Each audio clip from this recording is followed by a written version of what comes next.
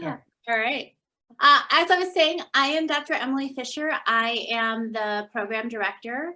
I think this is my 18th year at LMU in the school psychology program. So I have been here for quite a while, and yet sometimes it feels like it was just yesterday. So time goes by fast. One of the wonderful parts of my job is getting to train future school psychologists and getting to know all of our candidates and their passions and hearing about the great work that they end up doing out in the field.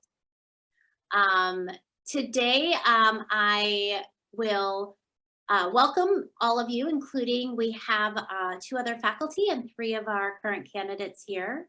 I will do a short presentation on the program, probably about 10 minutes, 15 minutes.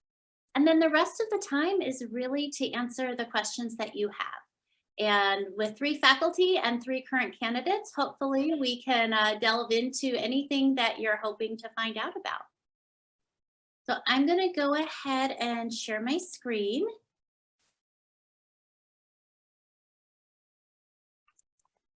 All right, so as you can see, this is our agenda for today. And I will mention at the start that last year we were approved by the National Association of School Psychologists, as well as WASC, which is our university accrediting agency, to launch a fully online school psychology program within California.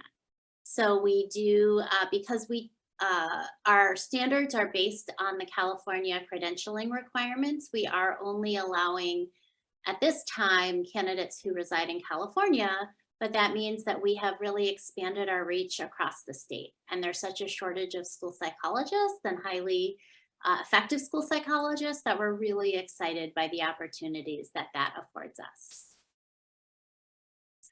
So today I am joined by Dr. Karen Camosa Hawkins. She is the Assistant Program Director and is working diligently to get to know everything about the program and our NASP accreditation. So she's working on that and we're submitting that in March.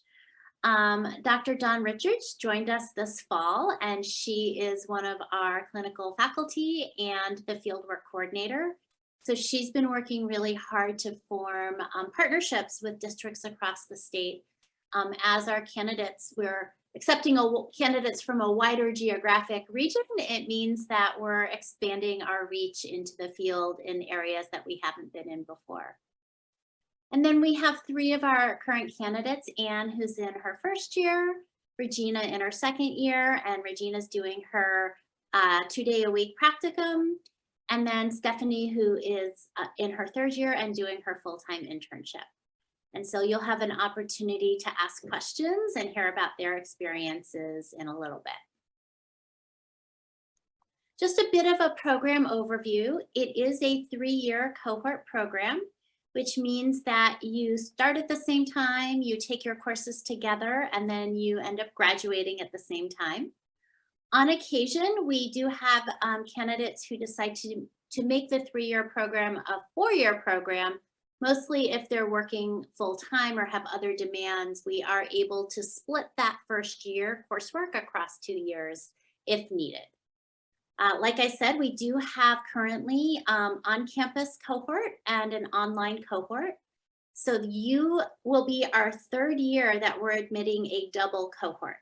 And when you apply to the program, you apply to either the on-campus program or the online program. Now you can switch between programs should there be space available, but we want to know what your preference is when you apply. Through the program, you will earn your master's in educational psychology. That's at the end of your 2nd year. Your educational specialist degree in school psychology at the end of your 3rd year, and your California Pupil Personnel Services credential in school psychology. Now, California does not actually require the EDS degree for school psychologists, but other states and a lot of other states do. So we have that degree as part of our program. It recognizes the advanced nature of the program because it's a 63-unit program, but also should you ever need to practice in another state, that EDS degree helps you be able to do that. You'll also be eligible to become a nationally certified school psychologist. This is through the National Association of School Psychologists, and it's just a mark of distinction in your training. And in California, you can become a licensed educational psychologist, or an LEP. That requires that you've worked at least 3 years in the field and you take an exam. An LEP can then work in private practice or in community mental health or other kinds of settings with that degree. So just a little bit about what your 3 years in the program will look like. In your first year, the courses really focus on these foundational skills and knowledge. We do have multiple assignments that you complete in the field at a school site, and that just helps to connect that theory to practice. So you're actually beginning to engage in that work. Typically, you would take courses 2 to 3 evenings a week.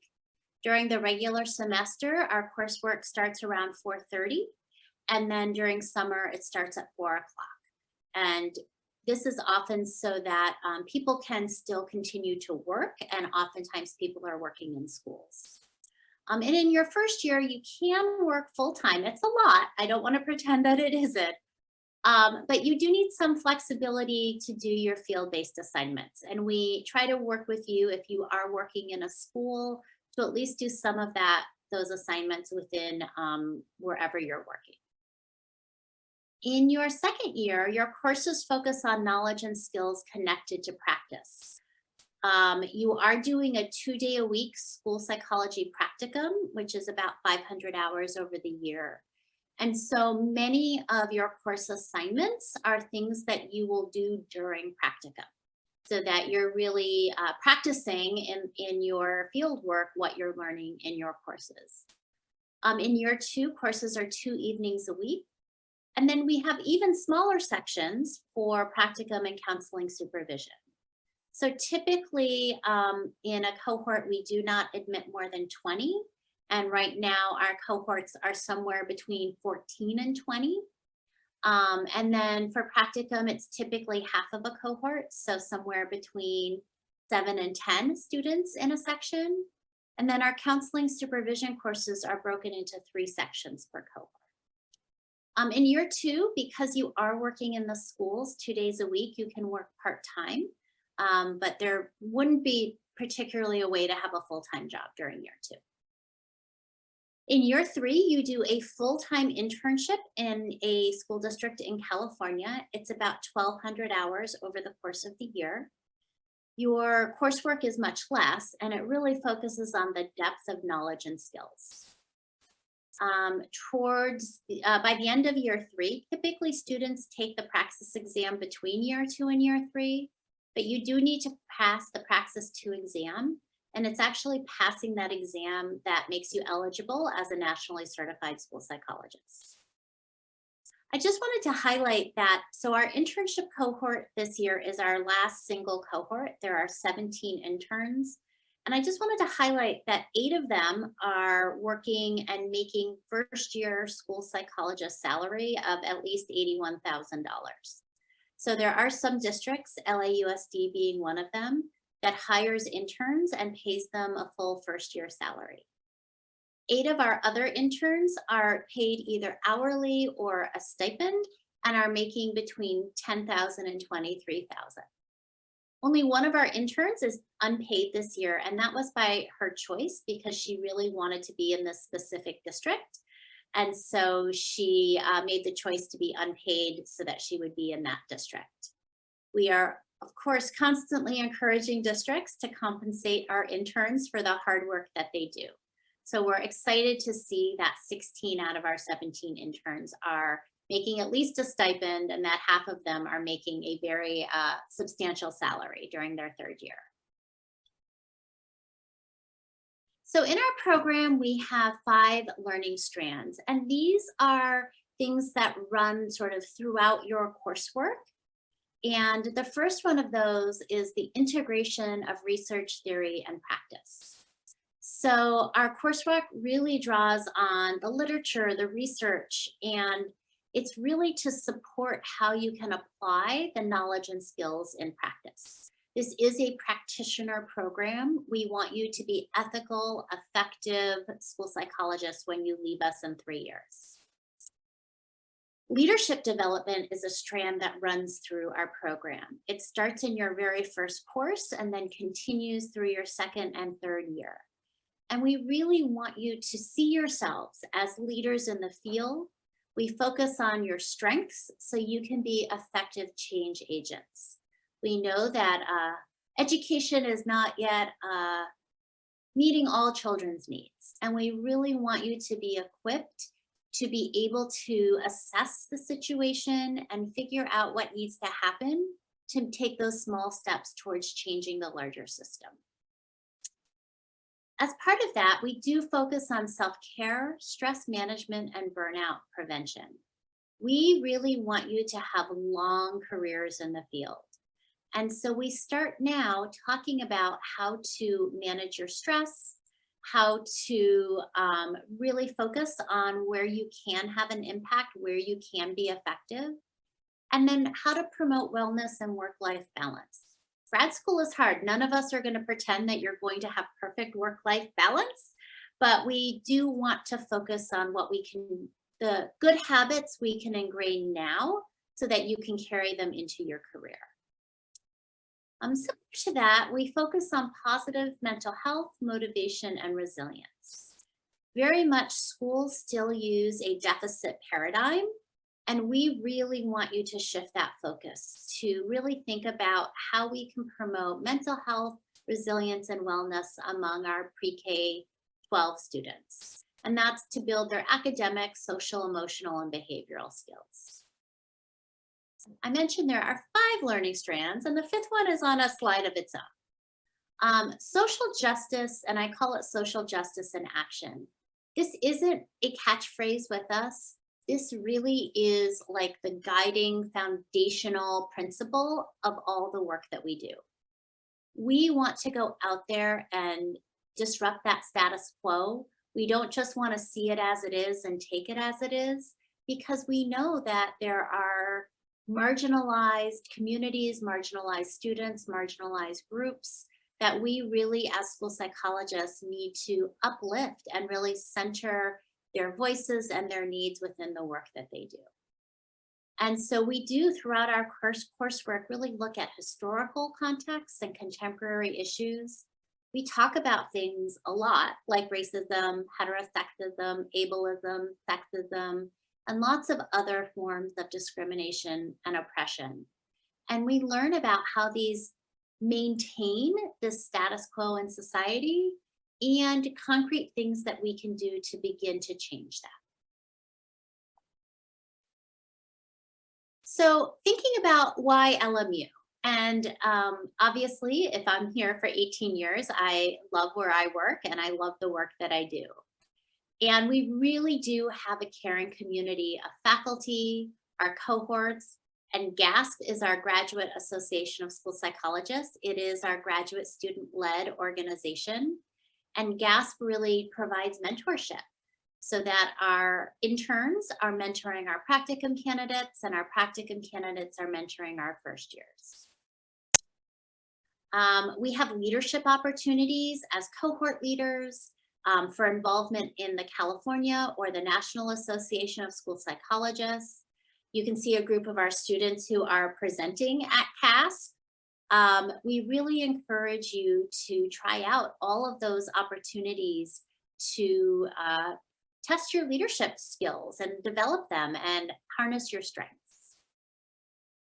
I will say that we have an excellent training program. We have an excellent reputation in the field. And in fact, we often get emails from districts asking us to connect them with our recent graduates because districts are really impressed with our graduates and their skills as school psychologists. For those who want full-time employment, we do have a 100% employment rate. There is a shortage of school psychologists right now, but we've had a 100% employment rate since I began in the program. We're also grounded as a Jesuit university in the Jesuit traditions where we focus on education of the whole person, really taking that holistic perspective. I think that ties back also to our focus on stress management and burnout prevention. We want you to be a whole person, and that comes with things outside of school and work at times too. We focus on social justice and advocacy and activism. So that's sort of our grounding in the Jesuit tradition. And we really see that our graduates make a difference in the lives of students and families. We love hearing from our alumni about the work that they're doing. I love going to somewhere where parents don't even know what I do, and I hear them talking about our wonderful graduates. So we really do have a great program. This is a picture, the graduation picture of a small part of our cohort that just graduated in May. And that was a very fun experience. Our first back in person at LMU graduation ceremony. So you are the cohort entering in summer of 23. And we do start the program with a 1-unit course in summer session 2. Summer session 2 begins sometime late June or early July. The summer schedule is not actually posted yet, so I wasn't able to pull that exact date. And Dr. Richards will be teaching those first 1-unit course that you take in the program. Both our on-campus and our online cohort, the programs are both NASP approved, so they're nationally approved. They have the same curriculum benchmark and degrees. Often all of us faculty are teaching across both programs too. And as I mentioned in the beginning, you must reside in California to be in either program. I will also mention that all the fieldwork experiences, the 500-hour practicum, the 1,200-hour internship are in-person experiences. It's only your coursework that is online if you're in the online cohort. Our priority deadline to apply is Friday, February 3rd. Typically, we do interviews in the second or so week of March. We do them right after LMU spring break, and LMU spring break is always early. We do offer a second deadline of March 31st. So we do our priority deadline and our interviews, and if we still have space left in our cohorts, then we do a second round of admissions. Questions, especially around like the actual application itself, can be directed to soeinfo@lmu.edu. And this is a picture of our second year candidates, or at least a part of them. We did a holiday party at my house last year because they hadn't all been together in person. And so it was nice to gather, and they did a secret Santa gift exchange. And you know, in typical Southern California fashion, it was a warm, sunny day. So, and Regina, who's here, is in the bottom row on the left in the front there. Okay, that is the end of my part talking. So now we're going to turn it over to you and hear what your questions are for us. And feel free to either raise your hand or put a question in the chat. And we will make sure that before you leave today, as best as we can, we'll answer your questions.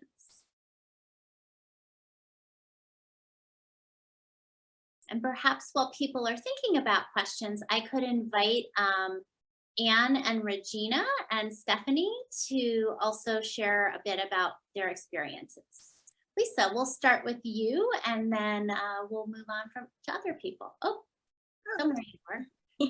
Hi, thank you for hosting this today. I had a quick question. So if you do not reside in like LA County when you're doing your practicum, is it possible to do sites closer to where you live? Absolutely. I'm actually going to turn it over to Dawn, and she can tell you about some of the partnerships that we've been developing across the state.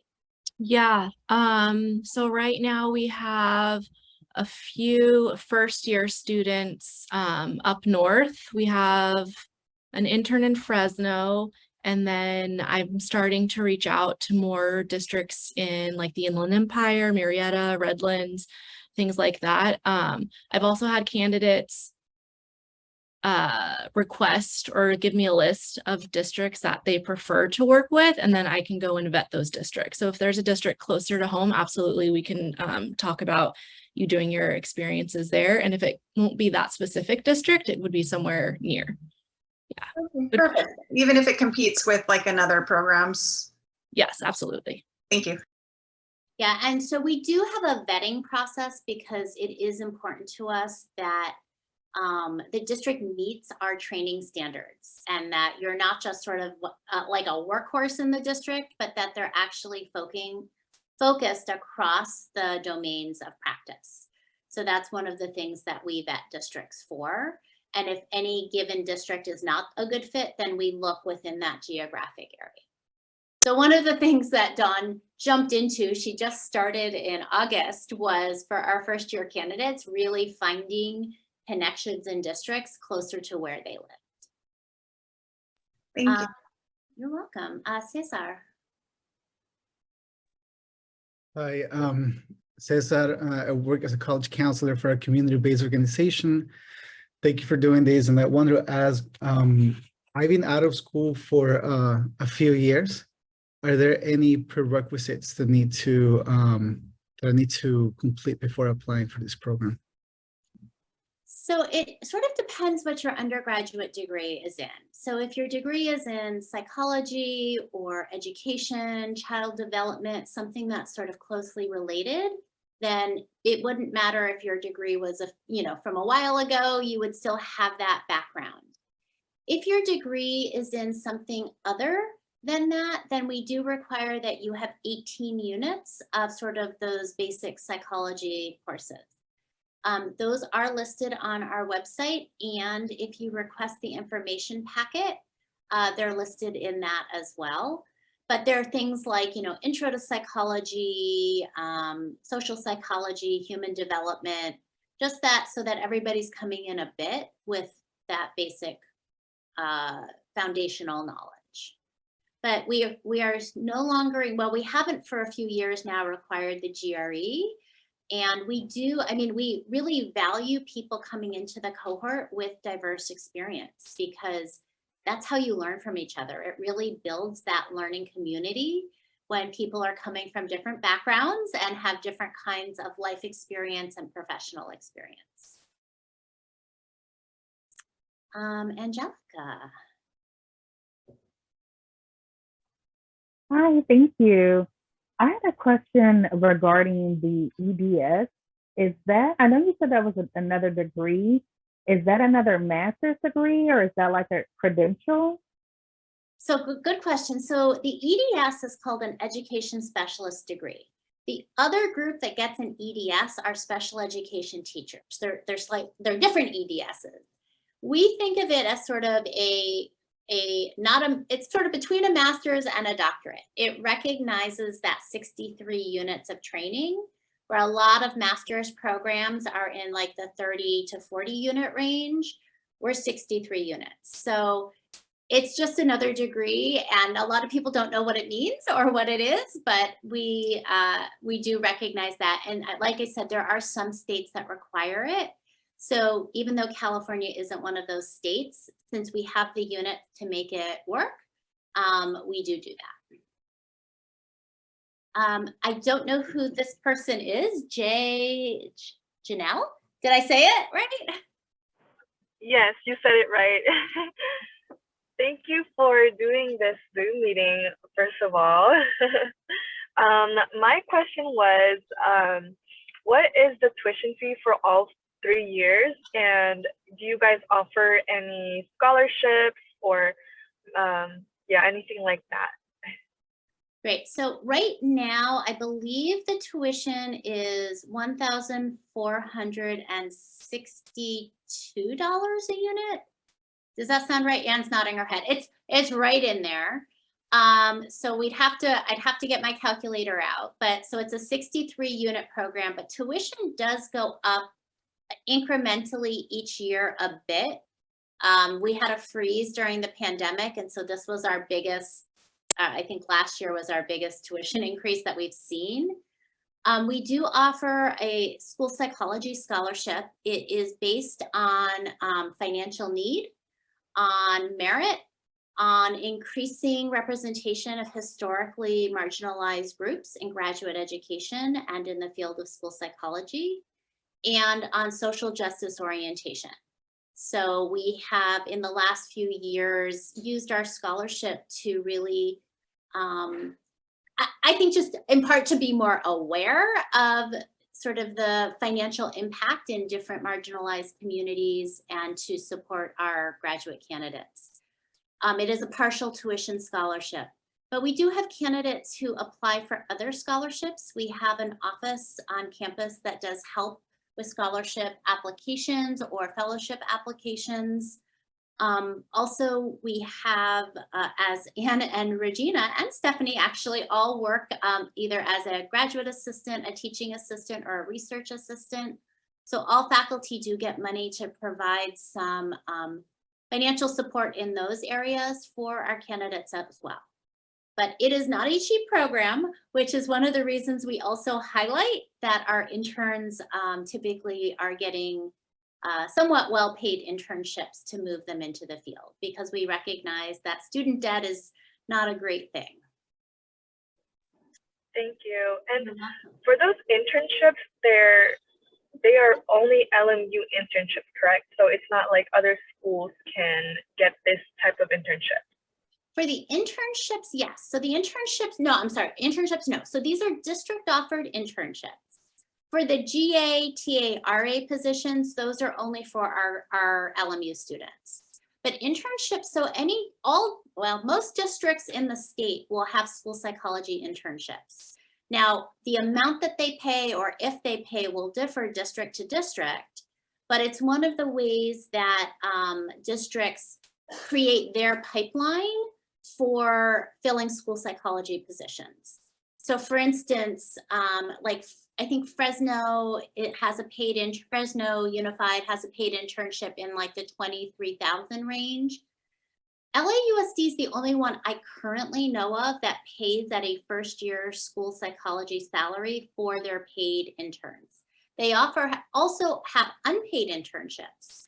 And so the paid internships, at least in LAUSD, are highly competitive, but they really like our interns. So we have a lot of LAUSD school psychologists or administrators who teach in our program.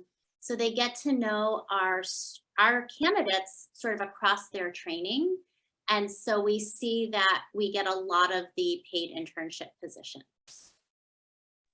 That makes sense. Thank you so much. You're welcome. Joshua. Hello. So basically, I'm a UCLA student currently, and I actually got into LMU for undergrad, but I chose UCLA because they paid for my BA for free. And I was wondering if I'm supposed to graduate about spring 2023, would I be able to apply to be in this program still? Absolutely, yes. So we just require that prior to the start of your first course in the program, they require that you've provided a transcript with your degree, your undergrad degree posted. Okay, perfect. Thank you. Absolutely. Mia. Hi, I have a two-part question, if that's okay. So my first question is that I currently work with LAUSD, and so I was wondering if I would be able to do any of my hours that are required for this program at that same site where I'm currently working, or would that not be, would I have to go elsewhere to do hours? Well, my best comment is we're working on it. Dawn, I don't know if you want to say a little bit more about that. Yes, we're working on it. And as long as it's not a conflict of interest, then you should be able to. We have this year, we've gotten approval from principals to make that happen. Okay, so it's a work in progress. All right, okay, good to know. And then Oh, I go would ahead, go say ahead. to Mia that we are working with districts to figure out, because so many of our candidates work in schools. I mean, it's such a, right? Like, it's great experience. And so we are trying to make that work as smoothly as possible. Sometimes we hit an obstacle with that, but when that happens, we try to find a school that is close by where somebody can get to do their field-based assignments. Okay, thank you so much. And then just my second question, and I know that you said that application questions could be directed at that email previously provided, but I didn't know if you could speak on this. Is there anything that you or any of your peers could suggest writing in your essays that will help make you stand out? Because I understand that the acceptance process is really rigorous and you only accept a certain number of students. And so if there's anything that would help make us stand out, I would really appreciate that. Thank you so much. Well, I will speak for me and then turn that over. I think that one of the things I look for is depth. So does somebody sort of dig a little deeper, show me a little bit more of themselves, or how, right? Like, what draws them to this field? I think because we are so focused on social justice and that sort of personal awareness, people who can speak to that and who to some degree, like, that is partly why they're entering the field, but also why they're choosing us, because of our focus on that. Like, we do really work to create a diverse cohort. And so people who see themselves as wanting to contribute to that, for me, that's sort of what I am looking for. I'll turn it over to Karen because she's been through admissions with us. Hi. So I've been really focused on the chat and I'm not really hearing the conversation. So she asked, sort of, when she's writing her essay, are there things that might make somebody stand out in the essay? What advice might you have? I think it really is helpful that if you can draw on any personal experience, lived experience, that would be relevant, obviously, to the field of school psychology. So some people have volunteer experience, some people have work experience, other life experience that they can certainly draw from.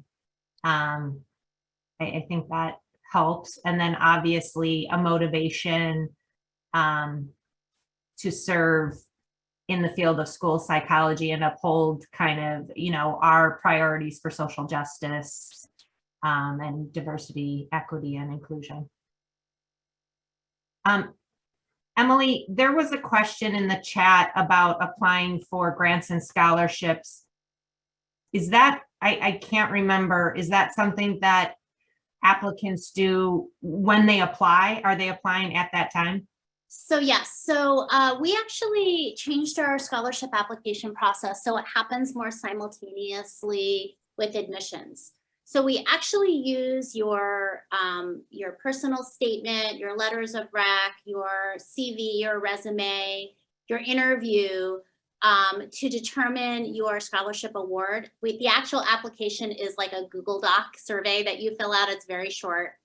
And then around the time of interviews and then admissions, we will also send you your scholarship award, and we award for the first 2 years of the program. So you'll have a minimum award for your first year and a minimum award for your second year. Depending on where you do internship, then we make an award for the third year. Obviously, if you are a fully paid intern making $81,000, you're not going to get as much scholarship award in your internship year. And we do a minimum award because ultimately our amount of scholarship funding is based on enrollment. And that way, if we do have sort of extra money in that account, we can make small additional awards. We also have a sort of small amount that's sort of set aside for emergencies, because sometimes emergencies happen and we want to be able to support candidates through a temporary kind of thing like that. The other sort of scholarships or grants would only happen after you are admitted and you accept LMU, then you can begin to look at those other opportunities. Thank you. I asked the question And so as applicants, do we need to do anything besides our application for the scholarships and grants at this point? No? Okay. No. So once you are invited for the interview, there is a link to submit your scholarship application at the same time.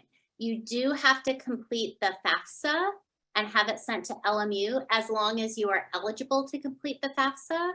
We do have some international or DACA students who cannot complete the FAFSA. So that's indicated in the very short scholarship application. And Emily, do you know anything about the graduate housing on campus? Yeah, so there is a link through, I think it's through Grad Division that talks about graduate housing. Anne is nodding. Do you know anything about this, Anne? I know a little because I'm from Indiana, so I looked into it when I was moving here.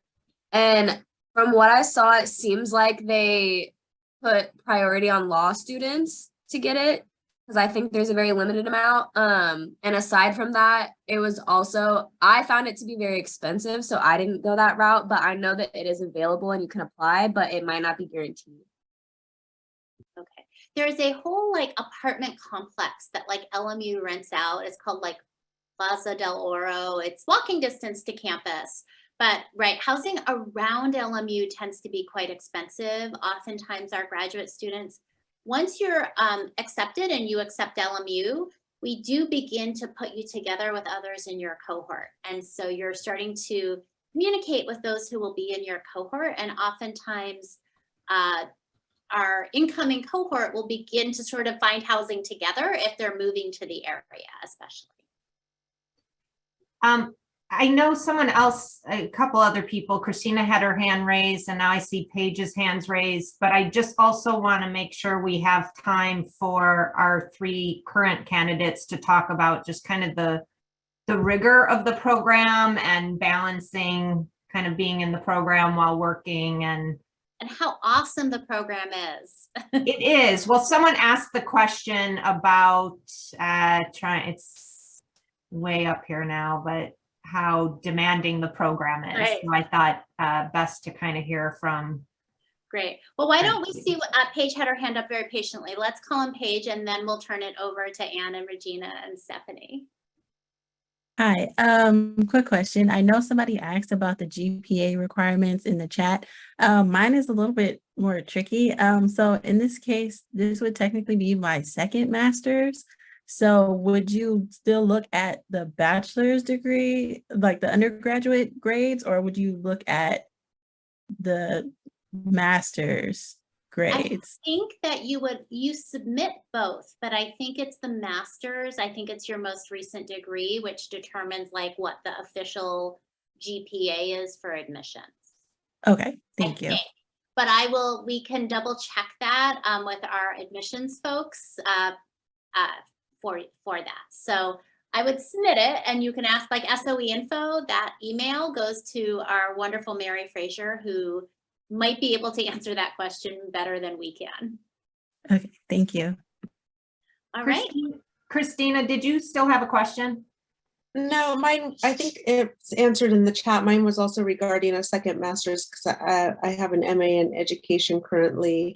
And I was just curious about like transferring credits or what that looks like, but I see that somebody already asked. Yeah, and so if your degree is from LMU, you can transfer up to 9 units. And if it's from outside of LMU, up to 6 units. Mm-hmm. So once you're accepted, we'll look at your degree and try to figure out what courses make the most sense to transfer it. Okay. Okay. All right, I'm going to turn it over to Anne and Regina and Stephanie. I think Stephanie's still here. And I'll turn over to the chat. Okay, I guess I can go first since I'm your one. So do you just want us to give like our overview, I guess, of our experience? Yeah, just talk okay. Okay. So far, you're in. Okay, so yeah, mine's kind of unique. I don't know if there's any out of state people here, but I can speak to coming from out of state. I moved from Indiana here to go to LMU. And it's been amazing so far. I'm really happy with my decision. It was like really scary to move that far. I don't know if any of you are going to be doing that. But yeah, I don't regret it at all. All of my professors are amazing. I've already learned so much. I feel like I've already learned more than what I learned in my undergrad. It is really amazing. You won't regret it. As far as someone was asking specific questions about like working and flexibility with that, first year at least, it's 100% possible to work. I'm pretty sure 99%, if not all of my cohort works. A lot of them work full time. I will say like school day hours are the best. Most of my cohort works in a school. A lot of us are substitute teachers.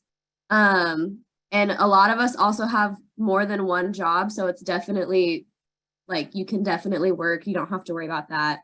And yeah, as far as LMU goes, I'm learning so much. My professors are absolutely amazing. I have better relationships with all of them than I did with any of my undergrad professors. They're seriously always there to help and are amazing at what they do. They're really knowledgeable and I lean on them all the time. I talk to them all the time. They're amazing. Okay, I can go next. Sorry if my internet's a little spotty. I'm Regina. I'm in cohort 2, year 2. I currently am doing my practicum in LAUSD East Division. I am also, like Dr. Fisher had mentioned, I am a graduate assistant and also a research assistant. And so, you know, I've had the privilege of working with Anne. I typically see her even though we're not in the same courses at all. So again, that interaction between different levels of the cohort, right? You know, I see Stephanie, she's our year 3. You get that interaction with the other cohorts and not just your own. However, having that individualized cohort, I'm in the in-person cohort, so I do have that opportunity to bond with a lot of my classmates. Oh, yes, Dr. Hawkins, I'm also a NASP student leader and the GASP co-leader for cohort 2. I know that's a lot. I could speak on that later. But yeah, so this is the best decision I've ever made, honestly. I've always wanted to get my master's. I've looked, you know, I've applied different places, but once I got into LMU, like I cried tears of joy. And those tears were definitely worth it as far as like the professors in this program, like Anne has said in her first year, it's only been about a couple months, but the professors are so flexible. They're always there for you. They're always you text them, you email them, they'll respond to you within minutes, hours, maybe, and that's like stretching it. But the program itself, it's rigorous. It's rigorous, but in the best way possible, because you go into the field and people are like, oh, you're already learning this. And you're like, yeah, like I learned it last year. So you're very equipped and you're very prepared for what the field is now. I know there was that transition, you know, with the pandemic, a lot of us are coming in and we're doing that full in person. So you're seeing a lot of that discrepancy that had happened, a lot of the changes, you know, like Dr. Fisher had said in the beginning, there's a lot going on in the schools right now. And if you're currently working in the schools, you see that. So you kind of get that different perspective as a practicum student, as an intern. And it's great. It's great because you're learning while you're going. And right now, currently, I'm still in person twice a week. I'm sorry, 1 day a week and online. Crazy kind of shifting of schedules, but it works out, I promise. But you do a lot of your coursework and your assignments in the field as a year 2. So you do have that flexibility to do things while you're in practicum, while also maintaining the domain assignments that you'll be completing in your classes. So there's a lot, but that first year really sets that foundation for you to be successful in year 2 and in year 3. So yeah, again, I love it. It's hard, but in the best way possible. And my professors are amazing. So it makes everything great. Stephanie, do you want to speak? She's our intern, so in her 3rd year. Hi, everyone. I'm Stephanie. Just like Dr. Fisher said, I'm an intern in my 3rd year. I'm in my car right now because I just came from my internship. I chose an internship that's a bit further away from home, but typically interns choose an internship that's closer to their home. So a little bit of background of me, I'm at WalkStep, which is in Whittier Area Cooperative Special Education Program. That is where I'm doing my internship. And then just like Dr. Fisher said in the chat, I'm also her TA this semester, and I'm also documentarian of GASP. So I don't play as many roles as Regina does, but I do have quite a few on my plate. It's manageable. A little bit of practicum. I did my practicum at Santa Monica Malibu Unified School District. It was a really great experience. And my experience in internship, I feel like my experience in Santa Monica really prepared me for internship. I had a great 2 field mentors, and I learned a lot from those experiences. And I just want to agree with what Regina and Anne said. Like my cohort, I had not a unique experience, but I had a different experience where I started off online because of the pandemic. But even then, like our cohort and my cohorts was pretty like tight knit. We were pretty like close. They were very supportive. In spite of COVID, we still found a way to connect. And then our teachers, our professors are very supportive and very understanding. And yeah, I just agree with what Regina and Anne said, that professors are very supportive. The cohort is very supportive. That's something that I can really like speak to, because that's what I really like generally feel about this program. And then just overall, like it is a rigorous program, but you do learn a lot, and you are prepared when you start your practicum, when you start your internship. And I have heard from my mentors that typically like LMU candidates are way more prepared than other candidates from different like programs. Not to toot on our horn, but it is true. Like I do feel more prepared in general. So overall, it's just been a really great experience, and I have no regrets joining this program. Thank you all. I mean, we do focus on, we're a professional preparation program. So we do really focus on helping you be prepared in the field. Sorry, Karen, go ahead. No, that's okay. I just noticed a question come through in the chat that I was hoping, Stephanie, Regina, or Anne could speak to. I know none of them are exactly in the online cohort per se, but given that we've just come out of COVID and they've all been taking some online courses, I mean, maybe Stephanie in particular, or Regina, just because you've probably had more than Anne has, if you can talk to kind of just the sense of unity and support and with regard to the cohort and professors taking online courses, at least. I could speak on that real quick. So yeah, half of our cohort did go to a full online cohort this coming school year. Prior to that, we did have classes online last year. And honestly, they have that time frame just as long as we do in person online. So they have those breakout rooms, they have those one-on-one interactions. When you have those questions or concerns, you bring them up with your professors. So it's really like not just like you're sitting there and you're not engaging and interacting. It's actually more of that discussion, that whole group discussion that you're having. It's not so much just sitting in and taking in content.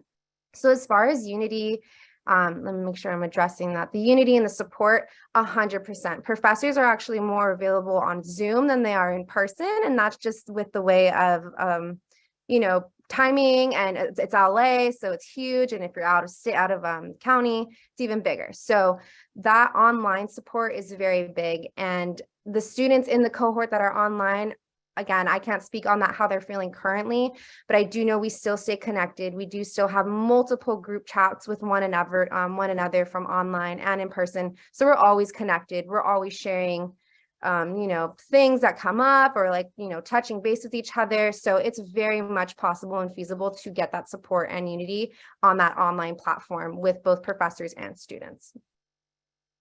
We had to get really good at doing that during the pandemic. And so we are taking what we learned to, I think our online program, like our in-person program, but we really focus on building those connections, that community. This is not, we require that at least 50% of your courses are synchronous, your class sessions. So this isn't just like do modules at your own pace. There's group meetings and discussions and activities and all those things that you would get in an in-person course as well.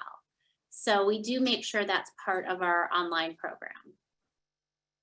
And the Graduate Association of School Psychologists, GAS, that you've heard mentioned a few times, they have representatives from both the in-person or on-campus cohort and the online cohort. So there's definitely an effort being made to have that sense of community with both cohorts.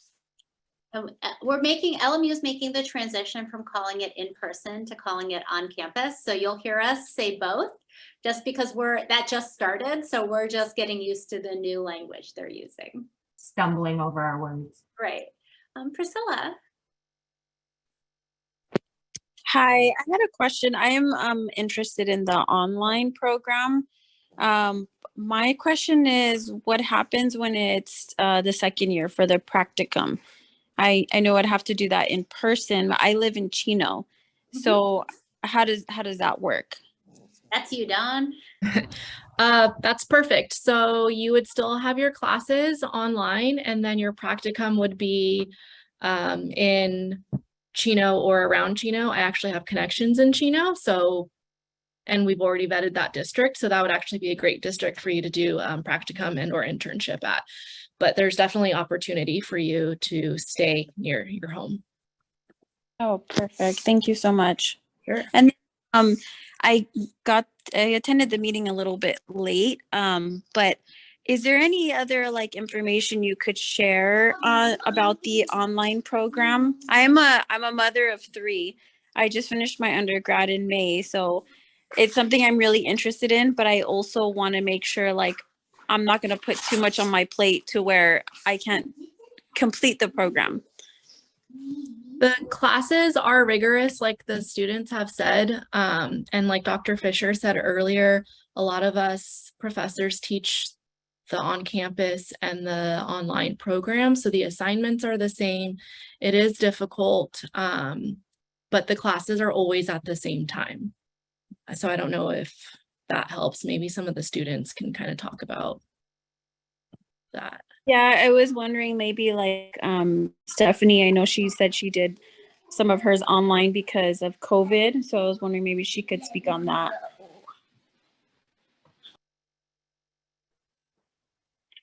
Can you repeat the question one more time? My internet's a little funky. I was just asking what the online is like, doing it online, because I have 3 kids, well, mom of 3, so I'm interested in the online program. And I did do my undergrad online, so I am really familiar with the online experience. But I just wanted, a little more information, someone who has gone through it. Okay, yeah, so I did my first year entirely online. And then it was pretty feasible. So yeah, typically we'll meet around 4:30, and then if we met if we had 2 classes in a day, the first class will meet around 4:30, and then the second class will meet around 7:20ish. But classes wouldn't always run through the whole time. There will be some times where it would run will be dismissed a few 30 minutes or an hour earlier, just depending. And if I remember correctly, my first year, I believe we would meet 3 times a week. So it'll be Monday, Wednesday, and Friday. And then Thursdays and Fridays we wouldn't have class. So it'll be a good opportunity to just catch up some work or even engage in self-care. So that was my experience my first year. Pretty feasible. I don't have any children. I remember in the first year she was balancing between being an RT teacher and taking care of her children and going to grad school. And I can't really speak to her experiences, but it seemed like it was manageable for her. So having family support, especially, right, across the board, but I think especially if you have kids, having family who can help with childcare while you're in your classes, whether they're in person or on Zoom, is a really important piece. Absolutely. That's very true. Yes. And I think some of our graduate students who have had families, sometimes that's where we might do a 4-year option, because it just helps the intensity of those first 2 years be a little bit less. But like Stephanie said, there is an intern. She had her second baby during the program, and she's doing internship this year and has been very successful. That's awesome. That's inspiring. And yeah, thank you for answering my question. I appreciate it very much, Stephanie and Miss Fisher. You're welcome. Hannah Lynn. Hi, yeah, thank you for hosting this. And my question is about how many students in a cohort usually get a scholarship / grant? I don't know if you guys can disclose that information. If not, no worries. Well, what I will say is typically we try to make sure that everybody who applies for a scholarship gets something. The amount will be different. And so we do look at the financial need and then sort of how we are intentionally supporting minoritized groups in the program. So that's sort of our school psych partial tuition scholarship. Outside of that, we do sort of send out information about scholarship and grant opportunities. I'm on it's called ONA, Office of National and International Fellowships. And I look at that every week and then forward it along when there's ones that seem particularly relevant for our school psychology candidates. Right now, I'll let Anne and Regina and Stephanie chime in, but we also have the Golden State Grant, which is $20,000. So if you're enrolled in a school psychology program, you can apply for this Golden State Grant. It goes through our financial aid office, but it's $20,000 at least this year. I think they're going to continue to do that. They just opened it up to school psychologists and school counselors for this academic year. So we have a number of our candidates who have been successful in getting that grant. Okay, thank you.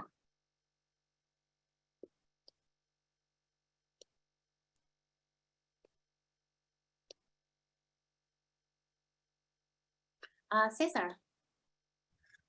So originally I was interested in doing the academic counseling with the PPS credential.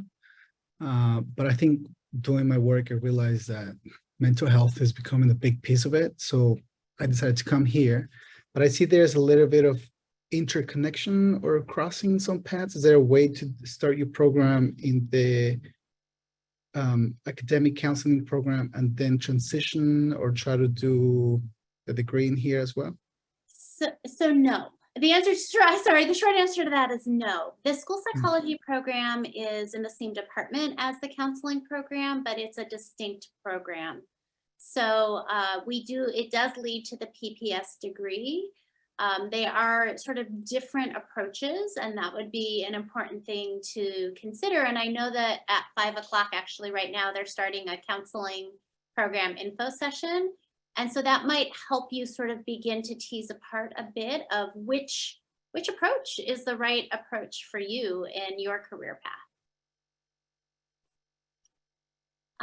I'm trying to, I get so distracted reading the chats too. I can't read and talk at the same time. I've learned this about myself. Kiana.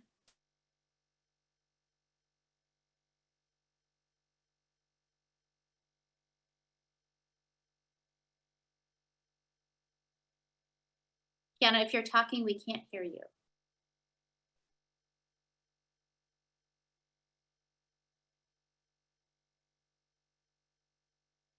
Okay. I will say people are asking in the chat about the schedule.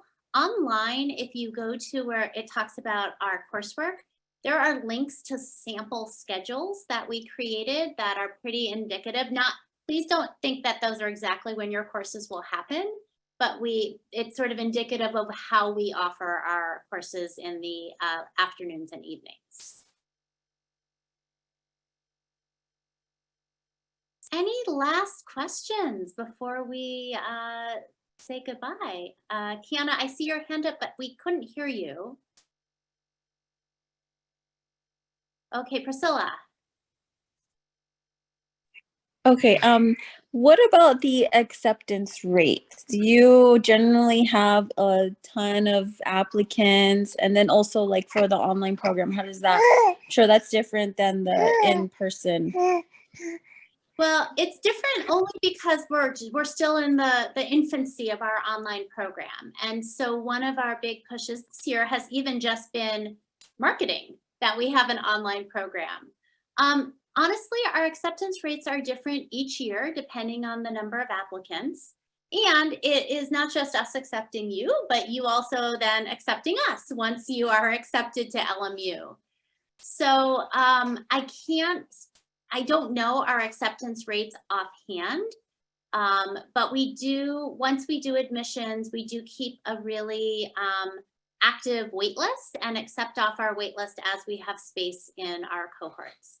So I can't speak outside of Southern California, but all of the Southern California school psychology programs have agreed on an April 15th deadline for you to submit your deposit.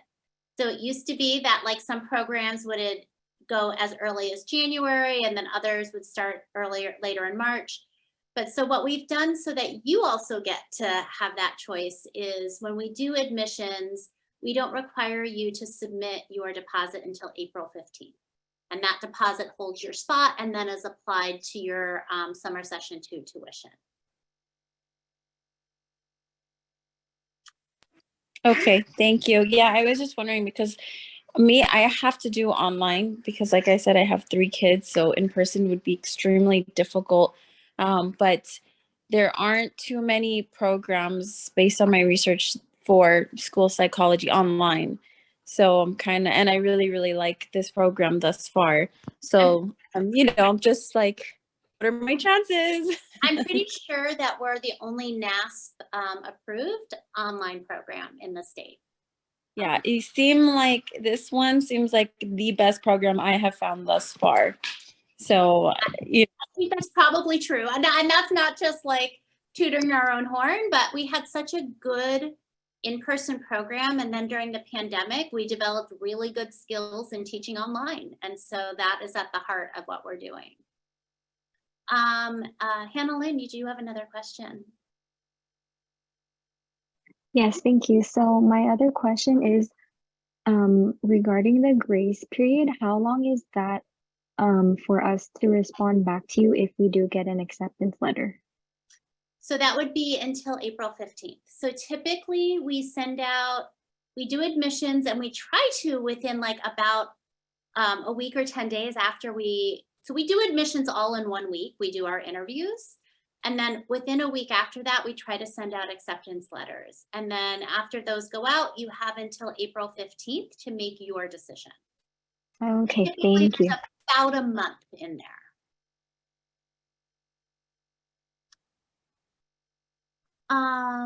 I would just like to mention real quick, if you guys haven't seen the chat, me, Stephanie, and have both put in our emails. If you do have any questions that arise after this session, we're more than willing to answer any of your questions in our emails. And there was a question, so you are accepted into either the online program or the in-person program. You should apply to the one that best fits for you.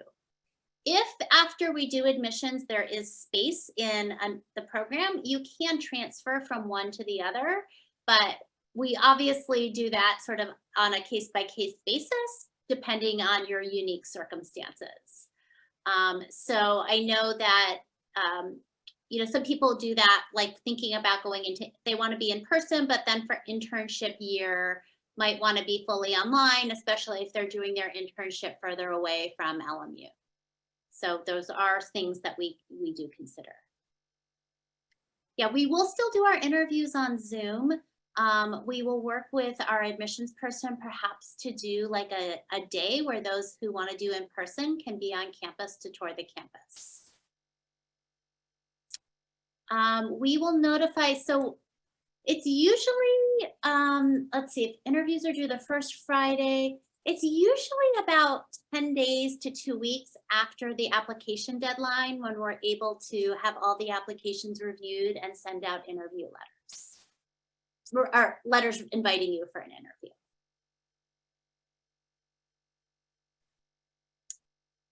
Okay, any last questions before this hour went by super fast. Thank you for all of your questions.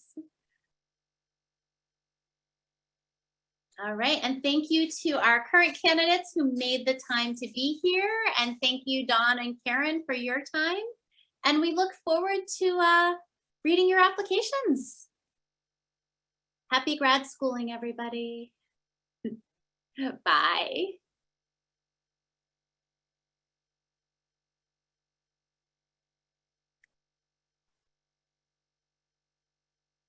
Yes, Kiana, the program starts in summer session 2 of summer 2023. So yes, almost a year from now. All right, thanks everybody. Thanks you all. Thank you, Stephanie, Regina, and Anne for your time, your input, your openness to talking with everybody. Bye everyone, have a good evening.